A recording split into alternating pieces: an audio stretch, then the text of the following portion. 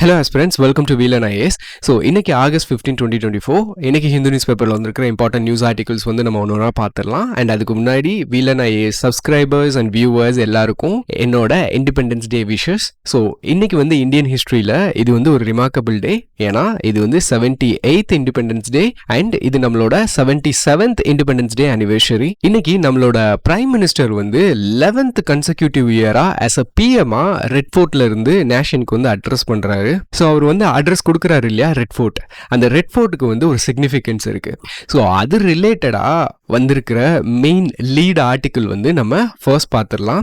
So இதில் என்ன சொல்லியிருக்காங்கன்னா, த trial that progressed rapidly towards independence அப்படின்னு சொல்லியிருக்காங்க. இந்த ஆர்டிக்கிளை எழுதியிருக்கிற பர்சன் வந்து ரொம்பவுமே ப்ராமினென்ட்டான பர்சன், சசி தரூர் எழுதியிருக்காரு. ஸோ இவரோட இந்த பெர்ஸ்பெக்டிவ் இருக்கு பார்த்தீங்களா, அதாவது இந்த ட்ரையல் இதை வந்து நம்ம ஐஎன்ஏ ட்ரையல் அப்படின்னு சொல்லுவோம். இன்னொன்று வந்து இதை ரெட் ஃபோர்ட் ட்ரையல்னு சொல்லுவாங்க. ஸோ ரெட் ஃபோர்ட் ட்ரையலோட சிக்னிஃபிகன்ஸை பற்றி இந்த ஆர்டிக்கிளில் டிஸ்கஸ் பண்ணியிருக்காரு. இது நமக்கு ஒரு பெர்ஸ்பெக்டிவ் டெவலப் பண்ணுறதுக்கு ரொம்பவுமே ஹெல்ப்ஃபுல்லாக இருக்கும். அதனால இந்த ஆர்டிக்கிளை நம்ம டீட்டெயிலாக பார்த்துடலாம். ஸோ இதில் வந்து பார்த்தீங்கன்னா ஃபர்ஸ்ட் வந்து என்ன சொல்லியிருக்காங்க அப்படின்னா, இந்தியா வந்து இண்டிபெண்டன்ட் ஆகிறதுக்கு முன்னாடி இருக்கிற சுச்சுவேஷனை வந்து இந்த ஆர்டிக்கிளில் வந்து ஃபர்ஸ்ட் டிஸ்கஸ் பண்ணியிருக்காங்க. ஸோ என்ன சுச்சுவேஷன் அப்படின்னா, பிரிட்டிஷ் எம்பையர் அவங்களோட முடிவுக்கு வந்துட்டாங்க. செகண்ட் வேர்ல்டு வார் வந்து நடந்து முடிஞ்சிருக்கும். அந்த செகண்ட் வேர்ல்டு வார்ல பிரிட்டிஷ் வந்து ஜெயிச்சிருப்பாங்க. ஆனாலுமே அந்த விக்டரியை செலிப்ரேட் பண்றதுக்கு கூட அவங்களுக்கு கரெக்டான சுச்சுவேஷனா அது இருக்காது. ஏன்னா கண்ட்ரி வந்து ரொம்ப வீக்கா இருந்திருக்கும் ஃபினான்ஷியலி. அண்ட் அவங்களால அவங்களோட கலோனிஸை வந்து மெயின்டைன் பண்ண முடியாத ஒரு சுச்சுவேஷனுக்கு வந்திருப்பாங்க. ஸோ இந்த மாதிரி ஒரு சமயத்தில் 1945 வந்து பார்த்தீங்கன்னா அங்கே பிரிட்டனில் வந்து ஒரு பொலிட்டிக்கல் ஷிஃப்ட் வந்து நடக்கும். ஸோ என்ன பொலிட்டிக்கல் ஷிஃப்ட் அப்படின்னா, அங்கே வந்து ஜென்ரல் எலெக்ஷன் நடந்திருக்கும். அந்த ஜென்ரல் எலெக்ஷனில் வந்து வின்ஸ்டன் சர்ச்சில் வந்து தோத்து போயிருப்பாரு. அண்ட் லேபர் பார்ட்டி வந்து பவருக்கு வந்திருப்பாங்க. அதாவது கிளமெண்ட் அட்லி வந்து பிரைம் மினிஸ்டர் ஆயிருப்பாரு. ஸோ அட்லிக்கு வந்து பார்த்தீங்க அப்படின்னா இந்த காலனிஸை, அதுவும் எஸ்பெஷலி இந்தியாவை வந்து ஹோல்டில் வச்சிருக்கணும் அப்படின்ற ஐடியா வந்து அவருக்கு இருக்காது. ஸோ இண்டிபெண்டன்ஸ் கொடுக்குற மைண்ட் செட்டுக்கு வந்துருவாங்க, விட்டா போதும் அப்படின்ற மைண்ட் செட்டுக்கு வந்துருவாங்க. அதுக்கு வர்றதுக்கு காரணம் என்ன அப்படின்னா, ஃபர்ஸ்ட் அவங்களோட எக்கனாமிக் ஸ்ட்ரகிள். அதாவது இந்த வேர்ல்டு வார் டூருக்கு பார்த்தீங்களா, இது அவங்களோட எக்கானமியை ரொம்பவுமே வீக்காக இருக்கும். அந்த கண்ட்ரியோட இன்ஃப்ராஸ்ட்ரக்சர் டோட்டலாக டேமேஜ் ஆகிருக்கும். நேஷனில் வந்து நேஷனல் டெப்ட் வந்து அதிகமாக இருக்கும். ஓகே, ஸோ இந்த மாதிரி சமயத்தில் நம்ம வந்து the father of modern macroeconomics அப்படின்னு யாரை சொல்லுவோம், கீன்ஸ் சொல்லுவோம் இல்லையா. ஸோ அவர் என்ன பண்ணியிருப்பாரு அப்படின்னா, இதை வந்து ஒரு வார்னிங்காகவே கொடுத்துருப்பாரு. இது வந்து ஒரு ஃபினான்ஷியல் டன்கர்க் அப்படின்னு சொல்லியிருப்பாரு. ஸோ டன்கர்க் அப்படின்றது வந்து பார்த்தீங்கன்னா பிரான்ஸில் ஒரு சிட்டி. இது வந்து it was like a nightmare for the British இந்த சிட்டி. ஏன்னா பிரான்ஸை காப்பாற்ற போறேன் அப்படின்ட்டு பிரிட்டன் வந்து வேர்ல்டு வார் டூல என்ன பண்ணியிருப்பாங்க, பிரிட்டிஷோட ஃபோர்ஸஸ் வந்து அனுப்பியிருப்பாங்க. ஆனால் ஜெர்மனி வந்து ரொம்ப ஸ்ட்ராங் ஹோல்டு வந்து பிடிச்சிருப்பாங்க பிரான்ஸ்ல. ஸோ அட்வான்ஸ் ஆகிட்டே வருவாங்க. கடைசியில் பிரிட்டிஷ் ஃபோர்ஸஸை துரத்திக்கிட்டே வந்து டன்கர்க் அப்படின்ற இடத்துல வந்து கார்னர் பண்ணிடுவாங்க. ஸோ இந்த டன்கர்க்ல வந்து என்ன அப்படின்னா, எண்டில் வந்து பார்த்தீங்கன்னா கடல் தான் இருக்கும். அங்கிருந்து ஆல்மோஸ்ட் 3 lakh சோல்ஜர்ஸை வந்து என்ன பண்ணணும், பிரிட்டனுக்கு திரும்ப கூட்டு வரணும். ஆனா பிரிட்டிஷோட மெஜாரிட்டி ஃபோர்ஸஸ் வந்து என்ன ஆயிருக்கு, டன்கர்க்ல மாட்டிட்டு இருக்கு. அப்போ இவங்களை ரெஸ்கியூர் பண்றதுக்கு வந்து பாத்தீங்கன்னா ஆப்ரேஷன் டைனமோ அப்படின்னு ஒன்று ஆரம்பிப்பாங்க.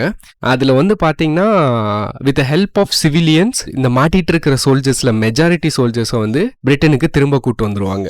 ஓகே, இது வந்து பாத்தீங்க அப்படின்னா ஒரு இக்கட்டான சூழ்நிலை பிரிட்டிஷ்க்கு. அதே மாதிரி எக்கானமில இது ஃபினான்ஷியல் டன்கர்க் அப்படின்னு சொல்லிட்டு வார்ன் பண்ணியிருப்பாரு. ஓகே, ஸோ அதுக்கப்புறம் வந்து பார்த்தீங்கன்னா அவங்களே வந்து பிரிட்டனே வந்து அவங்களோட அலைஸ்ட வந்து எய்டு கேட்குற அளவுக்கு போயிடுவாங்க, ஃபினான்ஷியல் எய்டு. ஓகே, ஸோ இந்த டைம்ல தான், அதாவது 1945 ஒரு பொலிட்டிக்கல் ஷிஃப்ட் இருக்கு. அவங்களோட எக்கானமி வந்து ரொம்ப அடி வாங்கியிருக்கு. இந்த சமயத்துல தான் என்ன நடக்குது அப்படின்னா, இந்தியாவில் ரெட் ஃபோர்ட் ட்ரையல் வந்து நடக்குது. அதாவது ஐஎன்ஏ ட்ரையல் வந்து நடக்குது. இது எங்க நடக்கும்னா ரெட் ஃபோர்ட்ல தான் நடக்கும். ஸோ இந்த ட்ரையல் வந்து நடக்க ஆரம்பிக்கிறதுக்கு முன்னாடி வந்து இந்தியாவோட சிச்சுவேஷன் எப்படி இருந்திருக்கும் அப்படின்னு பார்த்தீங்கன்னா, நம்ம வந்து இண்டிபெண்டன்ஸ் வாங்க போற சிச்சுவேஷன்ல இருப்போம். ஆனா 1945 இந்தியாவில் வந்து ஜென்ரல் எலெக்ஷன் நடந்திருக்கும். அந்த ஜென்ரல் எலெக்ஷன்ல வந்து பார்த்தீங்கன்னா முஸ்லீம் லீக் வந்து 75% ஆஃப் தி முஸ்லீம் ஓட்ஸை வந்து செக்யூர் பண்ணியிருப்பாங்க. ஏன்னா இதுக்கு முன்னாடி நடந்த எலெக்ஷன்ஸ்லாம் வந்து பார்த்தீங்கன்னா முஸ்லீம் லீக்ஸ் வந்து 5% ஓட்டு கூட வாங்கியிருக்க மாட்டாங்க. காங்கிரஸ் தான் அதிகமான ஓட்டு வாங்கியிருப்பாங்க. ஆனால் இந்த தடவை 75% ஓட்டை வந்து செக்யூர் பண்ணியிருப்பாங்க. அதே மாதிரி இந்த எலெக்ஷனில் majority of the Congress leadership என்ன இருக்கும், ஜெயிலில் இருந்திருப்பாங்க. ஸோ அப்போ இந்த சிச்சுவேஷன் வந்து பார்த்தீங்கன்னா இந்தியா வந்து ஒரு ப்ளூரலிஸ்டிக் கண்ட்ரியா, இண்டிபெண்டன்ட் கண்ட்ரியா நம்ம கொண்டு வரணும் அப்படின்ற அந்த ஐடியா இருக்கு பார்த்தீங்களா, இதை வந்து கொஸ்டின் பண்ண வேண்டிய சிச்சுவேஷன்லாம் வந்து பண்ணியிருப்போம். ஸோ இது வந்து காங்கிரஸ்க்கு ஒரு பெரிய சேலஞ்சாக இருக்கும் இந்த சுச்சுவேஷன். ஸோ இப்போ தான் வந்து பார்த்தீங்கன்னா இந்த ஐஎன்ஏ ட்ரையல் வந்து நடக்குது. ஸோ இந்த இந்தியன் நேஷனல் ஆர்மி இருக்குது பார்த்தீங்களா, இது வந்து செவரல் நேஷனலிஸ்ட் சேர்ந்து வந்து இந்த இந்தியாவுக்கான இந்தியன் நேஷனல் ஆர்மியை வந்து ஆரம்பிச்சிருப்பாங்க. அதில் சுபாஷ் சந்திர போஸும் ஒருத்தர். ஸோ இவங்க இந்த ஆர்மிக்கு ரெக்ரூட் பண்ணுறாங்க இல்லையா சோல்ஜர்ஸ், இது வந்து சுபாஷ் சந்திர போஸ் வந்து இந்தியாவுக்கு வெளியே இருந்துட்டு பண்ணுவார். ஸோ இதில் மெஜாரிட்டி ஆஃப் த ஆஃபீஸர்ஸ் வந்து பிரிட்டிஷ்க்கு சர்வ் பண்ண ஆஃபீஸர்ஸ் தான் என்ன பண்ணியிருப்பாங்க, எடுத்திருப்பாங்க. சோல்ஜர்ஸாக இருக்கட்டும், ஆஃபீஸர்ஸாக இருக்கட்டும். ஓகே, ஸோ இப்போது இந்த ஆஃபீஸர்ஸ்க்கு அகேன்ஸ்டாக தான் இந்த ரெட் ஃபோர்ட் ட்ரையல்ஸ் வந்து ஆரம்பிச்சிருப்பாங்க.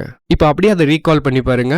ஆல்ரெடி இந்தியாவுக்கு வந்து ஒரு டிவிஷன் வந்து உருவாகி இருக்கு, கம்யூனல் டிவிஷன். இது வந்து எதனால உருவாச்சுன்னா, இது வந்து பிரிட்டிஷோட டிவைட் அண்ட் ரூல் பாலிசி தான் ஸ்ட்ராட்டஜிக்காக ப்ளே பண்ணியிருப்பாங்க. ஏன்னா இந்தியாவில் வந்து பார்த்தீங்கன்னா ஆல்ரெடி பிரிட்டிஷ்க்கு வந்து எக்ஸ்பீரியன்ஸ் ஆயிடுவாங்க, இந்தியன்ஸை ஒன்று சேர விட்டோம்னா நம்மளால ரூல் பண்ண முடியாதுன்னு. அதனால கம்யூனல் லைன்ல பிரிக்கிற மாதிரி பாலிசிஸை தான் அவங்க பாஸ்ட்ல வந்து பண்ணிட்டு இருந்திருப்பாங்க. ஸோ அதோட விளைவு தான் வந்து பார்த்தீங்கன்னா ஹிந்து முஸ்லீம்ஸ் வந்து தனியாக பிரிஞ்சது. முஸ்லீம் லீக் வந்து 75% ஓட்ஸை வந்து செக்யூர் பண்ணுது. ஓகே, ஸோ அப்போது இந்த ஐஎன்ஏ ட்ரையல் இருக்குது பார்த்தீங்களா, இந்த ஐஎன்ஏ ட்ரையல் என்ன மாதிரி ஒரு இதாக வந்து நிற்கும் அப்படின்னா, இந்த கம்யூனல் லைன்ஸ்க்கு அகேன்ஸ்டாக ஹிந்து முஸ்லீம்ஸ் யூனிட்டியை வந்து செக்யூர் பண்ணுற மாதிரி ஒரு சுச்சுவேஷனில் கொண்டு வந்து விட்டுரும். ஏன் அப்படின்னு பார்த்தீங்கன்னா, இதில் ஃபர்ஸ்ட் ட்ரையல் ஆரம்பிக்கிறது வந்து பார்த்தீங்கன்னா ஃபர்ஸ்ட் 3 மெயின் ஆஃபீஸர்ஸ்க்கு மேலே தான். ஸோ ஒன்று வந்து பார்த்தீங்கன்னா ஷா நவாஸ் கான், பிரேம் ஷாகல் அண்ட் குர்பக் சிங் தில்லோன். ஸோ இது வந்து பார்த்தீங்கன்னா Muslim, Hindu and Sikh 3 different community வந்து என்ன பண்ணியிருப்பாங்க, 3 டிஃப்ரெண்ட் ஆஃபீஸர்ஸாக இருப்பாங்க. அப்போ இதுக்கு அகேன்ஸ்டா என்டையர் கண்ட்ரியும் என்ன ஆகும், ஒன்று சேரும். ஓகே, அப்போ இது வந்து ஒரு ஆப்பர்ச்சுனிட்டி அந்த சமயத்தில் இந்தியாவுக்கு அந்த ஹிந்து முஸ்லீம் டிவைட் இருக்கு பார்த்தீங்களா, அதை சரி பண்ணுறதுக்கு. இந்த ட்ரையல் நடக்கிறதே வந்து பார்த்தீங்கன்னா ரெட் ஃபோர்ட்டில் தான் நடக்கும். ஸோ ரெட் ஃபோர்ட்டுக்கு வந்து ஒரு சிம்பிள் இருக்கு. என்ன அப்படின்னா 1857 த கிரேட் இந்தியன் மியூட்டினி நடந்திருக்கும் இல்லையா, ரிவால்ட்டு. அந்த ரிவால்ட்டோட சிம்பிளே வந்து பார்த்தீங்கன்னா இந்த ரெட் ஃபோர்ட் தான். ஓகே, ஸோ அதுலேருந்து இதை வந்து ஒரு ஃப்ரீடம் சிம்பிளாக தான் நம்ம நாட்டில் பார்க்க ஆரம்பிச்சிருப்பாங்க. ஆனால் பிரிட்டிஷ் ஆஃபீஸர்ஸ் வந்து என்ன பண்ணியிருப்பாங்கன்னா இந்த ரெட் ஃபோர்ட்டோட மெஜாரிட்டி போர்ஷனை வந்து டெஸ்ட்ரக்ட் பண்ணிடுவாங்க. டெஸ்ட்ரக்ட் பண்ணிட்டு அதில் வந்து குடவுனு, ஆஃபீஸு இந்த மாதிரி கன்வெர்ட் பண்ணிடுவாங்க. ஓகே, ஸோ அப்போ தான் 1943 சிங்கப்பூர்ல இருந்து சுபாஷ் சந்திர போஸ் என்ன பண்ணுவார் அப்படின்னா தில்லி சலோ வந்து ப்ரொக்ளைம் பண்ணுவார். அதாவது ரெட் ஃபோர்ட்டில் போய் நம்மளோட ட்ரை கலர் ஃப்ளாகை வந்து ஹோஸ்ட் பண்ணணும் அப்படின்னு சொல்லிட்டு எடுத்திருப்பாரு. ஆனால் என்ன நடக்கும் அப்படின்னா, இதை வந்து இவரோட இந்த டெல்லி சலோக்கு ரிவெஞ்ச் எடுக்கிற மாதிரியே இந்த ஆஃபீஸர்ஸை ரெட் ஃபோர்ட்டில் வச்சு தான் ட்ரையல் கண்டக்ட் பண்ணுவாங்க. ஓகே, ஸோ அந்த ட்ரையல் வந்து எப்போ ஆரம்பிக்கும்னு பார்த்தீங்கன்னா 5th நவம்பர் 1945 வந்து ட்ரையல் ஆரம்பிக்கும். ஸோ இதில் வந்து 2 ஆஸ்பெக்டில் வந்து எக்ஸ்பிளைன் பண்ணியிருக்காரு ஆத்தர். ஒன்று வந்து பார்த்தீங்கன்னா ஃபர்ஸ்ட் காங்கிரஸ் என்ன பண்ணாங்க அப்படின்னு சொல்லியிருக்காரு. காங்கிரஸ் வந்து என்ன பண்ணாங்கன்னா ஒரு 17 மெம்பர் கமிட்டி வந்து ஃபார்ம் பண்ணுறாங்க. அதாவது INA defence and relief committee அப்படின்னு சொல்லிட்டு. இந்த கமிட்டி வந்து எதுக்காக அப்படின்னா இந்த ஆஃபீஸர்ஸை வந்து டிஃபெண்ட் பண்ணுறதுக்காக. ஓகே, இதில் ஒன் ஆஃப் த மெம்பர் வந்து பார்த்தீங்கன்னா ஜவஹர்லால் நேரு. ஸோ இவர் வந்து ஆல்ரெடி 25 வருஷத்துக்கு முன்னாடியே என்ன பண்ணியிருப்பாரு, நான் வந்து இனிமே லா ப்ராக்டிஸ் பண்ண மாட்டேன் அப்படின்னு சொல்லி கிவ் அப் பண்ணியிருப்பாரு. ஏன்னா பிரிட்டிஷோட ஜுடிஷியரி வந்து இது ஜஸ்ட் கிடையாது அப்படின்னு சொல்லிட்டு ரினவுன்ஸ் பண்ணியிருப்பாரு ப்ராக்டிஸை. ஸோ அவ்வளோ வருஷத்துக்கு அப்புறம் திரும்ப கோர்ட் வந்து மாட்டிட்டு டிஃபென்ஸ் கமிட்டியில் மெம்பர் ஆகி இவங்களுக்காக வாதாடுறதுக்கு ரெடி ஆயிடுவார். ஸோ அதனால இது வந்து ஒரு ரிமார்க்கபிள் ஈவெண்ட். ஓகே, அதுக்கடுத்து பீப்புளோட சைடில் வந்து பார்த்தீங்கன்னா மாஸ் ப்ரோட்டஸ்ட் வந்து இந்தியா லெவலில் நடக்க ஆரம்பிச்சிடும். ஸோ இதில் வந்து காங்கிரஸும் முஸ்லீம் லீக்கும் ஷோல்டர் டு ஷோல்டர் நின்று ப்ரோட்டஸ்ட்டை வந்து கண்டக்ட் பண்ணுவாங்க. இது வந்து வைட் ஸ்ப்ரெட்டாக இருந்திருக்கும். அதாவது Madras to Kolkata to all over the India வந்து இந்த ப்ரோட்டஸ்ட் வந்து நடக்க ஆரம்பிக்கும். ஆனால் இதில் வந்து பார்த்தீங்கன்னா வயலன்ஸ் அண்ட் கேஷுவாலிட்டிஸுமே நடந்திருக்கும். ஸோ மெட்ராஸில் சில பேப்பில் வந்து ஓப்பன் ஃபயர் பண்ணி கவர்மெண்ட் வந்து கொலை பண்ணியிருப்பாங்க ப்ரோட்டஸ்ட் பண்ணவங்கள. ஏன்னா ஸோ இந்த மாதிரி ஆல் இண்டியா லெவலில் வந்து பார்த்தீங்கன்னா ஒரு பெரிய வயலன்ஸ் ப்ரோட்டஸ்ட்டாக தான் இது நடந்திருக்கும். சப்ரஸ் பண்ணுறதுக்கு ரொம்ப வயலன்ஸான மெஷர்ஸ்லாம் கையில் எடுத்திருப்பாங்க. ஓகே, ஆனால் அதுக்கப்புறம் வந்து பார்த்தீங்கன்னா சிச்சுவேஷன் என்ன மாதிரி மாறும் அப்படின்னா பிரிட்டிஷ் வந்து ரியலைஸ் பண்ணிடுவாங்க அவங்களுக்கு ஆல்ரெடி தலைவலி இருக்குது. ஏன்னா இதில் வந்து நம்ம இதை வேற என்ன பண்ண முடியாது, கேரி பண்ண முடியாது அப்படின்னு ஃபீல் பண்ணிடுவாங்க. ஸோ ரெட் ஃபோர்ட்டில் வந்து அந்த ட்ரையல் நடக்கும் இல்லையா, அவங்கள வந்து கன்க்ளூட் பண்ணிடுவாங்க. அந்த ட்ரையலை வந்து கன்க்ளூடுக்கு கொண்டு வந்துருவாங்க. அந்த 3 ஆஃபீஸர்ஸ்க்கு வந்து டெத் சென்டென்ஸ்லாம் கொடுத்துருக்க மாட்டாங்க, லைஃப் இம்ப்ரெஷன்மெண்ட் கொடுத்துட்டு and rest of the INA soldiers இருக்காங்க பார்த்தீங்களா, அவங்களுக்கெல்லாம் கேஸ் வந்து கண்டக்ட் பண்ண மாட்டாங்க, விட்டுருவாங்க, அவ்வளோதான். ஸோ அப்புறம் அந்த மாதிரி ஒரு சுச்சுவேஷனில் தான் 1946 பிப்ரவரி மாதம் வந்து அட்லி வந்து என்ன பண்ணுவார் அப்படின்னா நாங்கள் வந்து பவரை ட்ரான்ஸ்ஃபர் பண்ணுறோம் அப்படின்ற முடிவுக்கு வந்துருவாங்க. வந்துட்டு அதை வந்து எப்படி பீஸ்ஃபுல்லாக நம்ம பவரை வந்து இந்தியன்ஸ்க்கு ட்ரான்ஸ்ஃபர் பண்ணுறது, ப்ளஸ் வந்து கான்ஸ்டியூஷனல் ஃப்ரேம் ஒர்க்கில் ஒரு அக்ரிமெண்ட் கொண்டு வரணும். இந்தியாவுக்கான கான்ஸ்டியூஷன் எப்படி இருக்கணும், அண்ட் காங்கிரஸ் அண்ட் முஸ்லீம் லீக்ஸ்க்கு வந்து அவங்களோட ஒப்பீனியன்ஸ் என்ன அப்படின்னு சொல்லி கேட்டு ஒரு முடிவுக்கு வரணும் அப்படின்றதுக்காக அட்லி கேபினெட் மிஷன் வந்து அனௌன்ஸ் பண்ணுவார். ஸோ இந்த கேபினெட் மிஷன் வந்து மிஷனை கண்டக்ட் பண்ணி இவங்க என்ன அவார்டு பண்ணுவாங்கன்னா, இந்தியாவுக்கு வந்து ஒரு ஃபெடரல் கவர்மெண்ட் வந்து கொண்டு வரலாம் அப்படின்னு சொல்லிட்டு சஜஸ்ட் பண்ணுவாங்க. ப்ளஸ் வந்து இந்த ஃபெடரல் கவர்மெண்ட்டில் சென்டர் வந்து பார்த்தீங்கன்னா ரொம்ப வீக்கான சென்டராக இருக்கும், அந்த மாதிரி கொண்டு வந்திருந்தாங்க. அதாவது இந்த ஃபெடரல் கண்ட்ரியை வந்து கம்யூனல் லைனில் வந்து பிரிச்சிருந்தாங்க. அதாவது ஹிந்து மெஜாரிட்டி ரீஜன், முஸ்லீம் மெஜாரிட்டி ரீஜன் அப்படின்னு சொல்லிட்டு தனித்தனியாக நாட்டை பிரிச்சிடணும். இதை வந்து பார்த்தீங்கன்னா ஃபெடரல் கண்ட்ரியாக இருக்கும், சென்ட்ரல் கவர்மெண்ட் வந்து வீக்கான சென்ட்ரல் கவர்மெண்ட்டாக இருக்கும் அப்படின்ற மாதிரி ரெக்கமெண்ட் பண்ணியிருந்தாங்க. இப்போ நீங்கள் ரீகால் பண்ணி பாருங்கள், இந்தியாவில் வந்து என்ன மாதிரி ஸ்ட்ரக்சர் இருக்குது. We have a federal structure, but என்ன சென்டர் இருக்குது, ஸ்ட்ராங்கான சென்டர் வச்சுருக்கோம். இதை வந்து நம்ம எப்படி டிஃபைன் பண்ணலாம்னா ஹோல்டிங் டுகெதர் ஃபெடரலிசம்னு சொல்லலாம். ஓகே, அமெரிக்காவில் இருக்கிறது வந்து பார்த்தீங்கன்னா கம்மிங் டுகெதர் ஃபெடரலிசம், பட் நம்ம இது வந்து ஹோல்டிங் டுகெதர், ஏன்னா we have a strong centre. Okay, so அதுக்கப்புறம் கேபினெட் மிஷன் வந்ததுக்கப்புறம் இதில் வந்து ஒரு அக்ரிமெண்ட் வராது. அதுக்கடுத்து ஃபர்தராக வந்து என்ன நடக்கும், டிஸ்கஷன்ஸ் போகும். கடைசியாக இந்தியா வந்து பார்ட்டிஷன் பண்ணணும் அப்படின்னு சொல்லி கொண்டு வந்து முடிச்சிருவாங்க. ஸோ இந்த சுச்சுவேஷன், அதாவது இந்தியா பார்ட்டிஷன் நடக்க போகுது பார்த்தீங்களா, அந்த சுச்சுவேஷன் வந்து நீங்கள் வந்து ரியாலிஸ்டிக்காக நம்ம நேரில் இருந்து பார்த்தா எப்படி இருந்திருக்கணும் அப்படின்னு நீங்கள் ஃபீல் பண்ணீங்க அப்படின்னா ஒரு மூவி இருக்குது. அது வந்து ரொம்ப இன்ட்ரெஸ்டிங்கான மூவி, வைஸ்ராய்ஸ் ஹவுஸ்ன்னு சொல்லுவாங்க. 2017 வந்துச்சு அந்த மூவி. அந்த மூவி வந்து based on real story. Okay, at least one time இருந்தால் அந்த படத்தை பாருங்கள். நம்மளோட அந்த பார்ட்டிஷன் டைமில் வந்து என்ன மாதிரி சுச்சுவேஷன் இருந்துச்சுன்னு அந்த ரியல் ஃபீலிங் வந்து அந்த படம் கொடுக்கும். ஓகே, சரி. ஸோ அப்புறம் coming to this article, author வந்து என்ன சொல்லியிருக்காரு அப்படின்னா, இந்த அயனை ட்ரையல் இருக்கு பார்த்தீங்களா, இந்த அயனை ட்ரையல் வந்து இனிஷியலாக ஸ்டார்ட் ஆகுறப்போ ஒரு ஹோப் கொடுத்துருக்கோம். நம்ம ஹிந்து முஸ்லிம்ஸ் எல்லாருமே ஒன்றா நேர்ந்து பிரிட்டிஷோட இம்பீரியலிசத்துக்கு அகேன்ஸ்டாக நம்ம இண்டிபெண்டன்ஸ் வாங்கிடலாம் அப்படின்னு ஒரு ஹோப் கொடுத்துருக்கோம். ஆனால் அதுக்கப்புறம் இது என்ன இருக்கும் அப்படின்னா, பெரிய லெவலில் ஹிந்து முஸ்லீம் யூனிட்டியை வந்து கொண்டு வந்திருக்காது. நம்ம கண்ட்ரி வந்து கடைசியில் பார்ட்டிஷனில் போய் தான் முடிஞ்சிருக்கும். அப்போ எந்த அளவுக்கு காங்கிரஸும் சரி, அதர் பொலிட்டிக்கல் பார்ட்டிஸும் சரி இந்தியா வந்து யூனிஃபை பண்ணணும்னு நினைச்சாங்களோ இந்த ரெட் ஃபோர்ட் ட்ரையல், அது வந்து நடக்கல. கம்யூனல் ஐடியாலஜிஸ் தான் கடைசியில் ஜெயிச்சது. ஓகே, ஸோ அதை தான் இந்த ஆர்டிக்கிளில் வந்து சசி தரூர் வந்து டீட்டெயிலாக டிஸ்கஸ் பண்ணியிருக்காரு. ஓகே, ஸோ இதுதான் ஓவரால் ஐடியா இந்த ஆர்டிக்கிளில் இவங்க எக்ஸ்பிளைன் பண்ணியிருக்காது. So just only one time இந்த ஆர்டிக்கிளை வந்து நீங்கள் ரீட் பண்ணீங்க அப்படின்னா உங்களுக்கு நல்லா இருக்கும். Okay, so that's all about this article. Next article, freedom from dependence, new era in healthcare அப்படின்னு கொடுத்துருக்காங்க. ஸோ இந்த ஆர்டிக்கிள் வந்து ஒரு ரிஃப்ளெக்ஷன், அதாவது நம்ம இந்தியா வந்து இண்டிபெண்ட் ஆனதுலேருந்து மெனி செக்டார்ஸில் வந்து பார்த்திங்கன்னா நம்ம நல்லா பெர்ஃபார்ம் பண்ணிகிட்டு இருக்கோம். ஸோ அப்படி ஒரு செக்டார் தான் ஹெல்த் கேர் செக்டார்.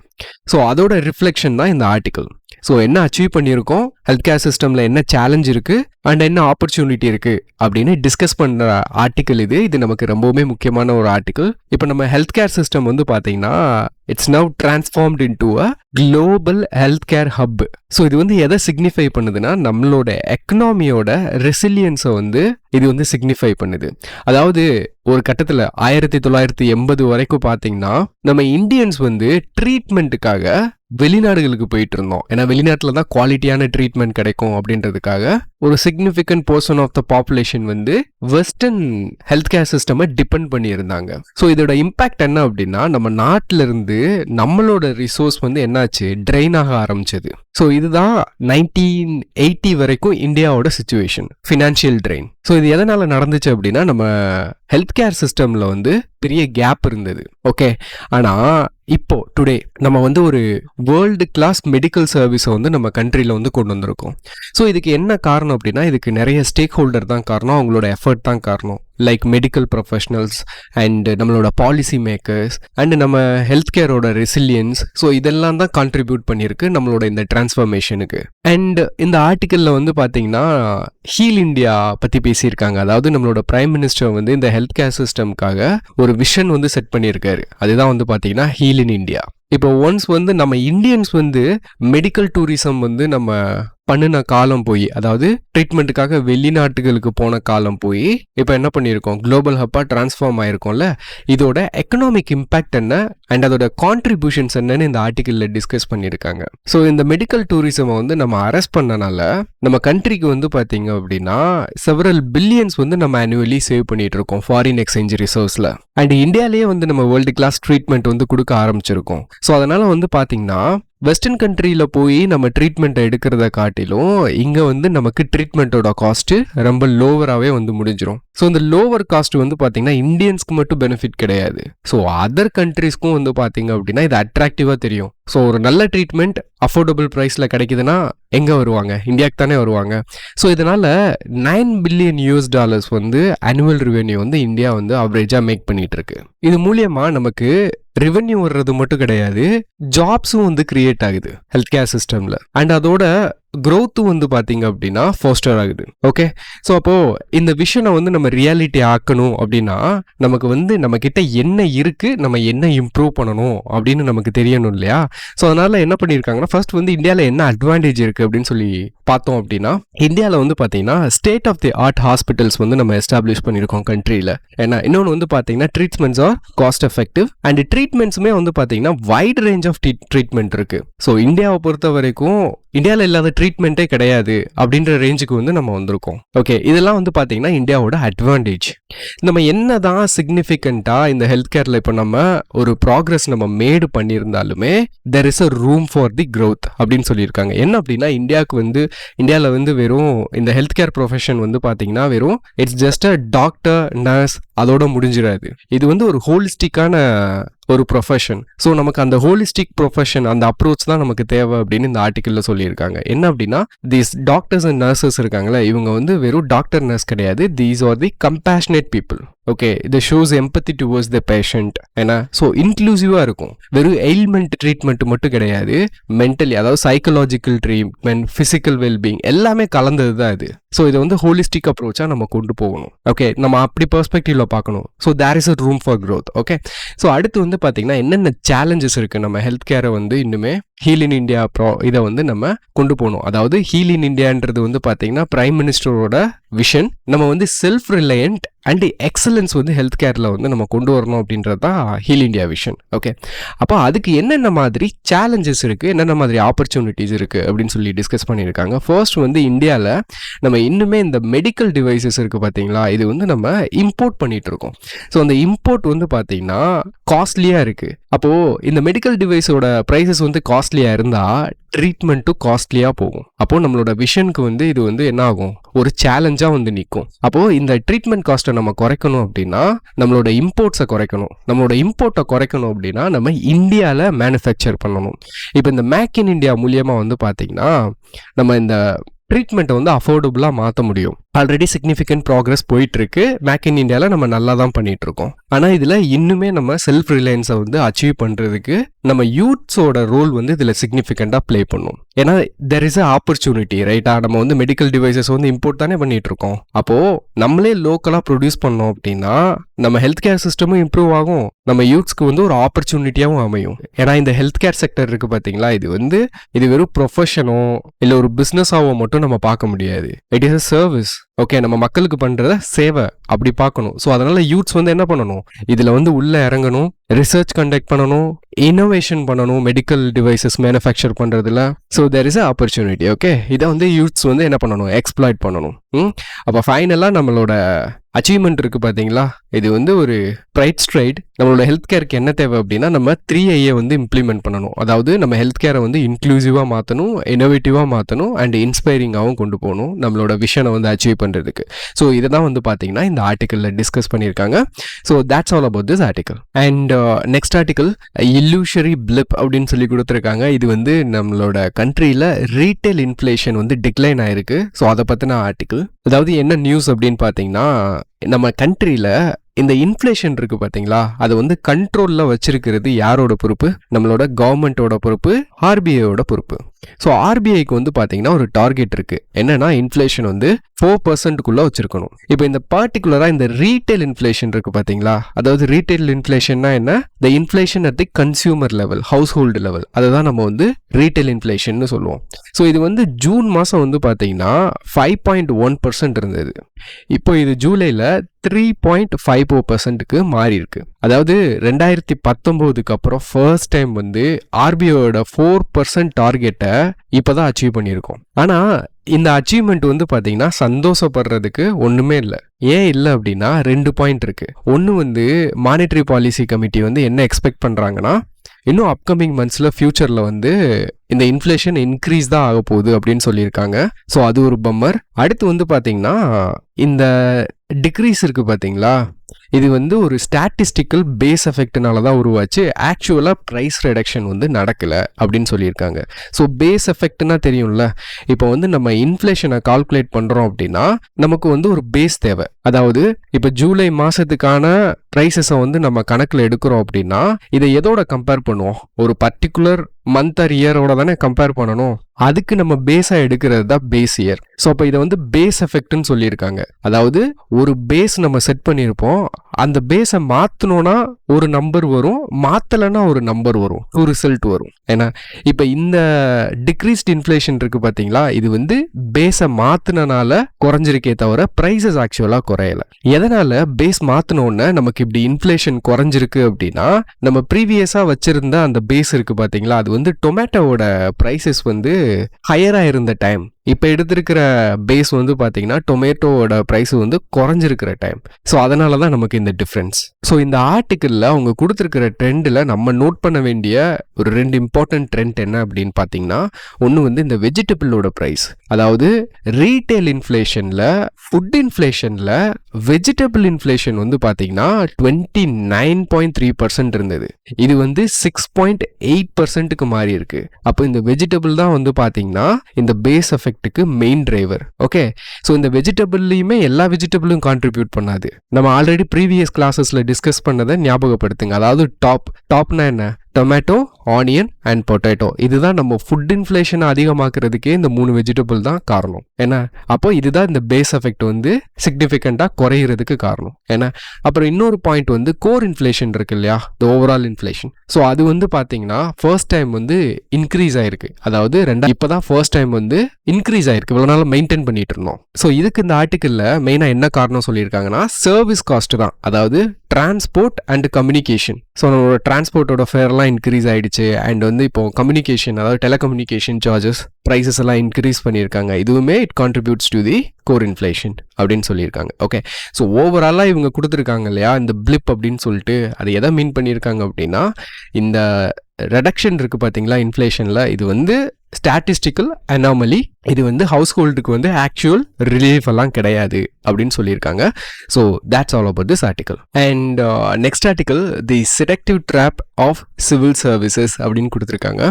ஸோ இது வந்து நம்மளோட சிலபஸில் வந்து லிங்க் பண்ண முடியும். த ரோல் ஆஃப் சிவில் சர்வீசஸில் வந்து இதை நம்ம லிங்க் பண்ணிக்கலாம்.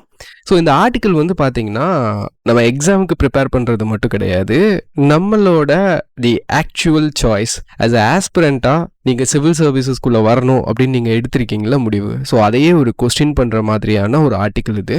ஆக்சுவலாக this perspective is the need of the time. ஏன்னா இப்போ தான் கொஞ்சம் கொஞ்சமாக வந்து பார்த்தீங்க அப்படின்னா policy makers at the top level வந்து பார்த்தீங்கன்னா நம்ம கண்ட்ரியோட வேல்யூபிளான ரிசோர்ஸ், அதாவது த டெமோக்ராஃபிக் டிவிடெண்ட் வந்து எப்படி எரோட் ஆகுது இந்த சிவில் சர்வீஸ் ஆஸ்பிரேஷன் மூலியமா அப்படின்ற கொஸ்டின்ஸ்லாம் இப்போ தான் போயிட்டு இருக்கு, எமர்ஜ் ஆகிட்டு இருக்கு. ஸோ அது ரிலேட்டடான ஒரு ஆர்டிக்கிள் தான் இது.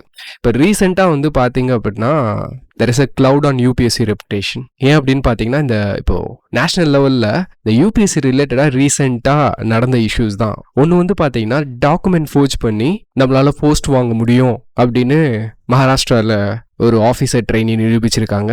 அண்ட் இன்னொன்று வந்து பார்த்தீங்கன்னா the poor regulation of the coaching institutes இந்த டெல்லி. ஓகே, ஸோ அதுதான் வந்து பார்த்தீங்கன்னா யூபிஎஸ்சி ரெப்புடேஷன் மேலே ஒரு கிளவுட் இருக்குது அப்படின்னு இந்த ஆர்டிக்கலில் வந்து ஆத்தர் சொல்லியிருக்காரு. இவர் வந்து பார்த்தீங்கன்னா retired IAS officer former election commissioner. So இவருமே வந்து இந்த ஆஸ்பிரண்ட் ஸ்டேஜில் இருந்து தான் ஒரு சிவில் சர்வெண்ட்டாக மாறினவர். ஸோ இவரோட ப்ரிப்பரேஷன் டைமில் வந்து பார்த்தீங்கன்னா அதாவது ஆல்மோஸ்ட் 5 டிகேட்ஸ்க்கு முன்னாடி இந்த சிவில் சர்வீசஸ் அப்படின்றது வந்து பார்த்தீங்கன்னா ஒரு மெயின் அட்ராக்ஷன், அவங்களோட பாஸ் டைம், ரொம்ப லூக்ரேட்டிவான ஜாப். ஸோ சிவில் சர்வீஸ் வந்து ப்ரொவைட் பண்ணுற அந்த சேலரி வந்து பிரைவேட் செக்டரில் வந்து பார்த்தீங்கன்னா ரொம்ப கம்மியாக தான் கொடுப்பாங்க அந்த டைமில். அப்போ வந்து பார்த்தீங்கன்னா சிவில் சர்வீசஸ் வந்து மோஸ்ட் அட்ராக்டிவ் கேரியர் ஆப்ஷனாக இருந்தது. 1991 எக்கனாமிக் லிபரலைசேஷனுக்கு அப்புறம் வந்து பார்த்தீங்கன்னா பிரைவேட் செக்டர் ஜாப்ஸ்லாம் வந்து ஒரு அட்ராக்டிவ் பொசிஷனுக்கு வந்தது. அதாவது ஐடி செக்டர்லாம் பூம் ஆக ஆரம்பிச்சது.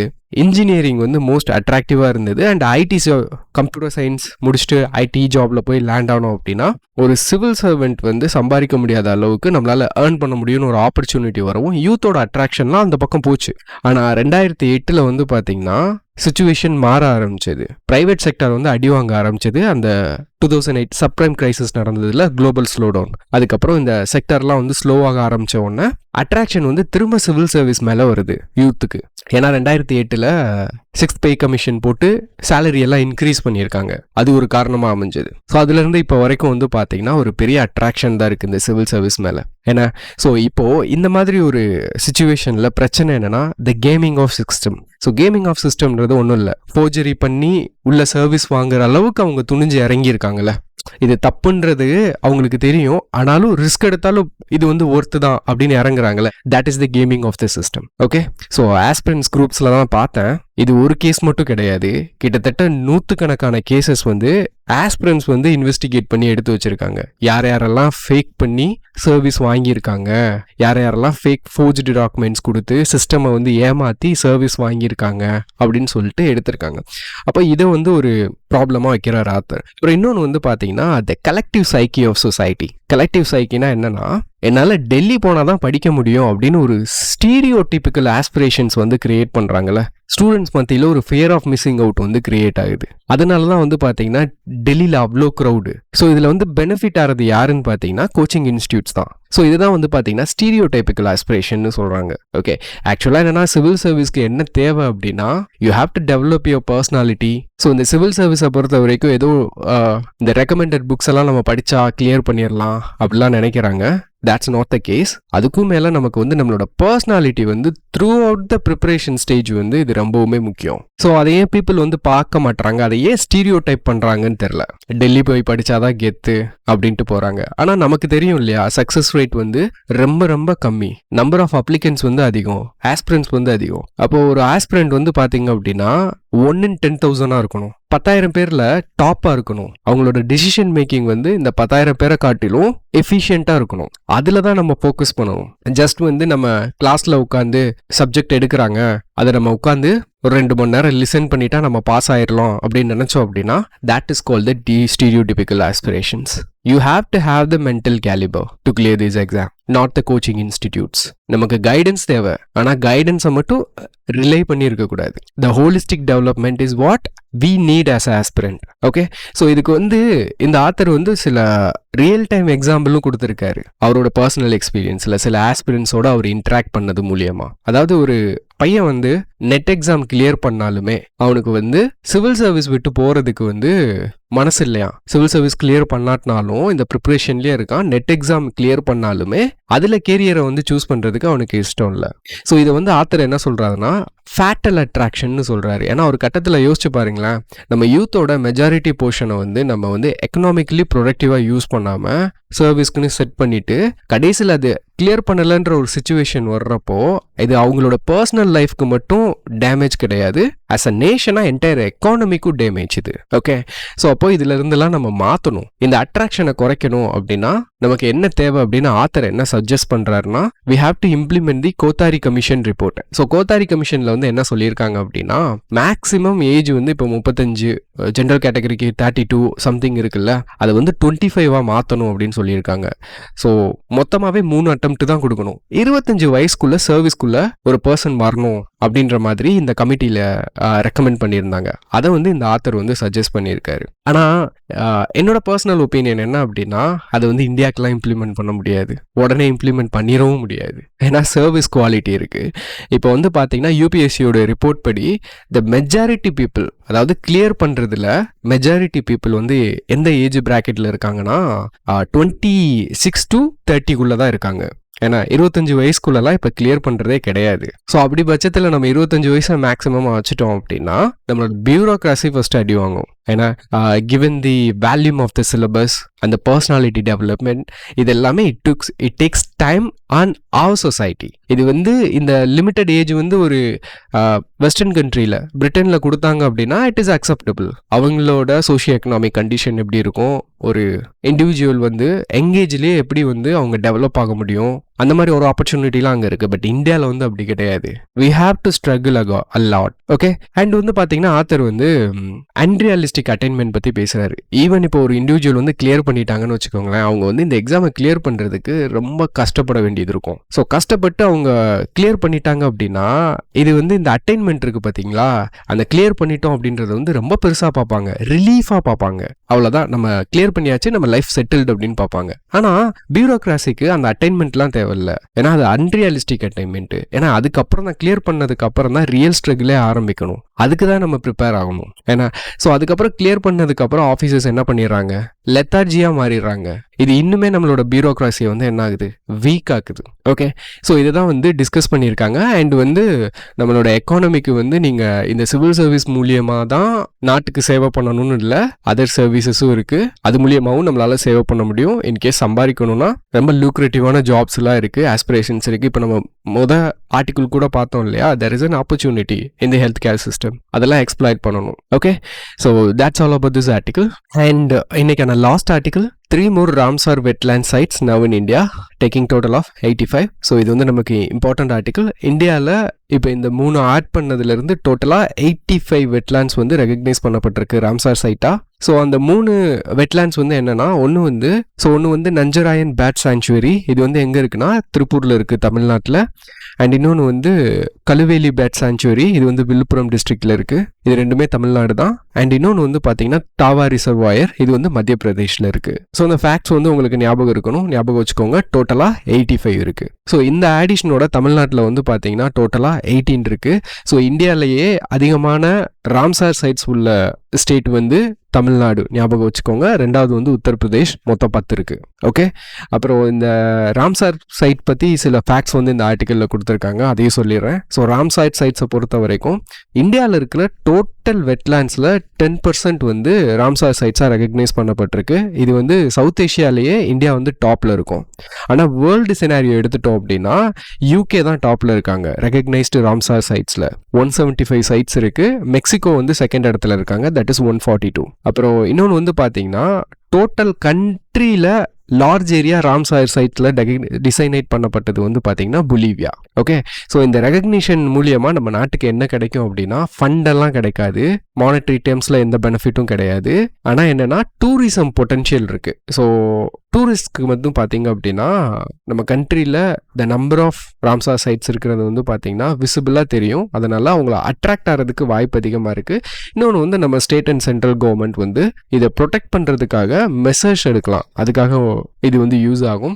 அண்ட் இந்த ராம்சார் சைட்ஸை ரெகக்னைஸ் பண்ணுறதுக்கு ஒரு க்ரைட்டீரியா இருக்குது. அதில் ஏதாவது 9 out of 1 க்ரைட்டீரியா வந்து மெட் பண்ணால் they will announce it as a Ramsar side. Okay. அப்புறம் வந்து பார்த்தீங்கன்னா இந்த வெட்லேண்ட்ஸை பொறுத்த வரைக்கும் நம்ம ஒரு இன்வென்ட்ரி வச்சுருக்கோம், அதாவது இஸ்ரோ ஒரு இன்வென்ட்ரி வச்சுருக்காங்க, that is called the national wetland inventory. So இதோட டேட்டா படி பார்த்தீங்கன்னா நம்மளோட கண்ட்ரியோட டோட்டல் ஏரியாவில் 4.63% வந்து வெட்லேண்டாக இருக்குது. ஏன்னா அண்ட் வெட்லேண்ட்ஸ் வந்து அதிகமாக இருக்கிறது, சரி நல்லா ஞாபகம் வச்சுக்கோங்க, ராம்சார் சைட் கிடையாது, வெட்லேண்ட். ஸோ வெட்லேண்ட் அதிகமாக இருக்கிறது வந்து குஜராத், ஆனால் ராம்சார் சைட்ஸ் அதிகமாக இருக்கிறது தமிழ்நாடு. ஓகே. அப்புறம் செகண்ட் வந்து Andhra Pradesh and Uttar Pradesh and west Bengal.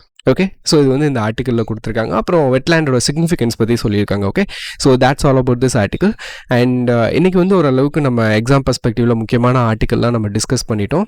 ஏதாவது டவுட் இருந்தால் நீங்கள் என்ன பண்ணுங்கள், கமெண்ட் பண்ணுங்கள், நான் ரிப்ளை பண்ணுறேன். Okay. So that's all about today's video and thanks for வாட்சிங் திஸ் வீடியோ கைஸ்.